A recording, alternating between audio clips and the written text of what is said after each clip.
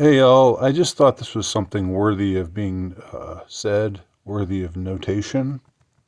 Um, and I didn't know about this until recently, but a few days ago recorded a video where I criticized my former comrade in arms, as it were, Colin Liddell, uh, for being inconsistent insofar as becoming a conspiratard when he always criticized conspiratards before. But if if the deal was that the Kremlin had sponsored a false flag, then he's like, oh yeah, that sure looks likely to me, which is something he would have absolutely dismissed and laughed at and called conspiratard mentality if someone in the West had said something about the CIA or another nefarious group, intelligence group or group representing the interests of the neocon neoliberal elites, who are extremely unscrupulous, uh, do doing something like a false flag. He would just be scornful and instantly knee jerkedly call them conspiratards. But when gunmen attack a concert in Moscow and then say that they're ISIS and then attempt to flee to Ukraine, to the Ukrainian border, that must be a Kremlin false flag. So, you know, I am open to any. I don't trust any government out there. I don't trust any of the powers that be. I don't think any of them are above doing anything like that.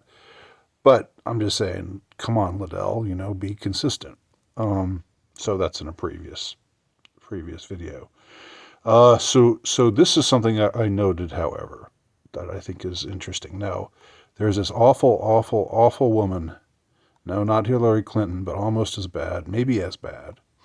Gives off the same kind of vibes as Hillary Clinton. Um, Her name is Victoria Nuland. She is the U.S. veteran envoy. I think she used to have some.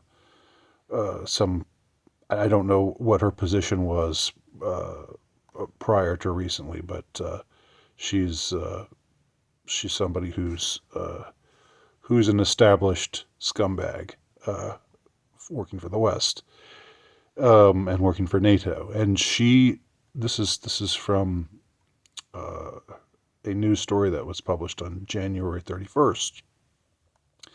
I'll just read some of it. U.S. veteran envoy Victoria Nuland visited Kiev, or Kiev. However you pronounce it.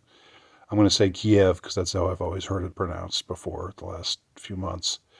Visited Kiev on Wednesday in a sign of support 2 years into Russia's invasion, saying Russia should expect surprises on the battlefield.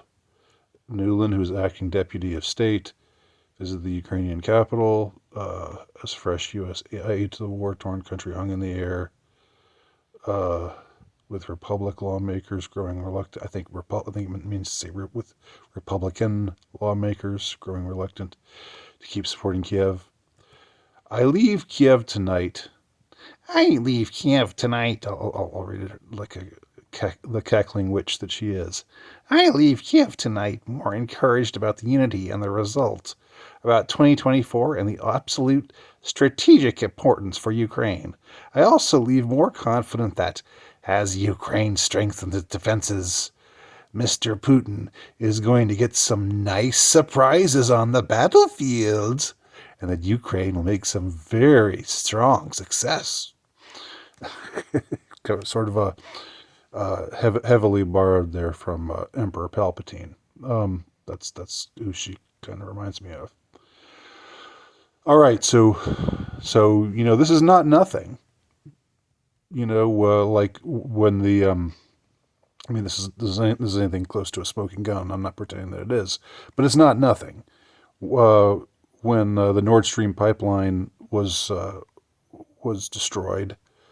You know, our noble and esteemed president, no less a personage than our noble and esteemed and fully mentally cognizant president, said that that pipeline's going down. I mean, he said that in as many words, and then he said that in public. I don't know if he was supposed to say it. Maybe he said the quiet part out loud.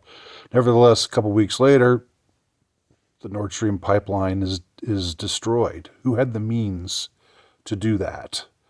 You know, those who claim that Russia did it.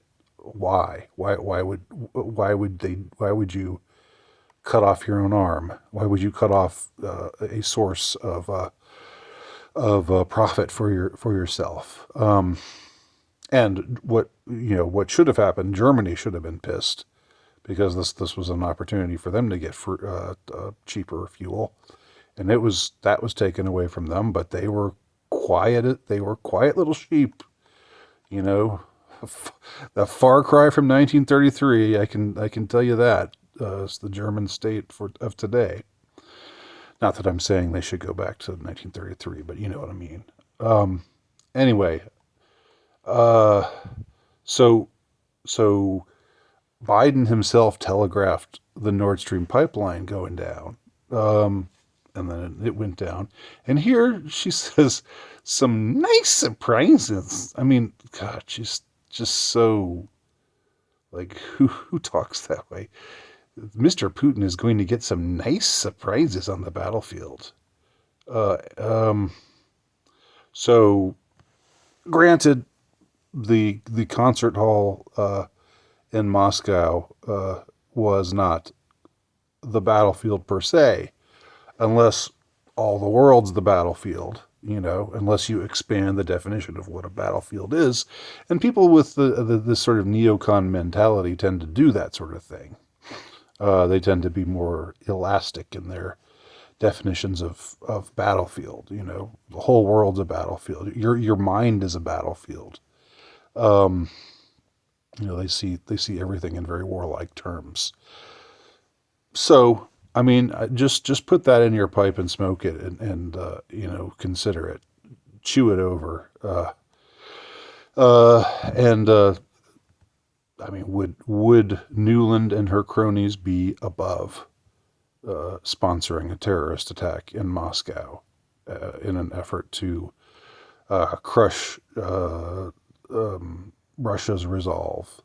You know, would they care about you know, hundreds of innocent people getting wiped out if it meant somehow weakening Russia?